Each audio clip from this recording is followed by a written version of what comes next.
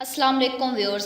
Pakistani latest dramas की तमाम updates जानने के लिए सबसे पहले आप मेरे चैनल को सब्सक्राइब कर लीजिए और साथ वाले बेल आइकॉन पर क्लिक करें ताकि हमारी लेटेस्ट वीडियो सबसे पहले देख सकें।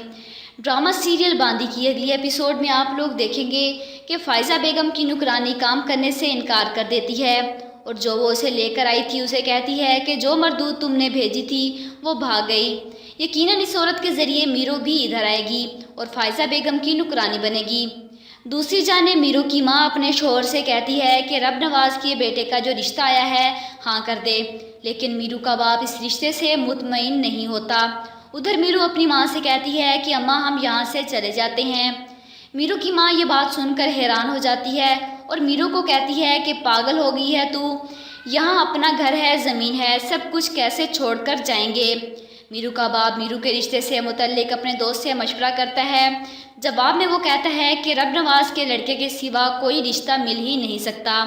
उधर वडेरा साईं ने मीरू और उसके बाप का जीना हराम करके रखा हुआ है। मीरू के बाप को अपने पास बुलाकर उसे धमकी देता है और उसे कहता है कि जिस तरह तुम्हारे खेतों में आग लगी है इसी तरह मेरे दिल में आग लगाई है किसी ने, और वो आग आग से ही ख़त्म होगी।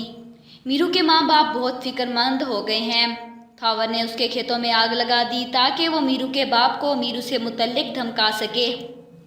अब मीरू कहाँ जाएगी, कैसे इस दरिंदे से बच पाएगी या नहीं, कमेंट बॉक्स में अपनी राय का इजहार ज़रूर कीजिएगा और साथ ही साथ मेरे चैनल को भी सब्सक्राइब कीजिएगा। Thanks for watching.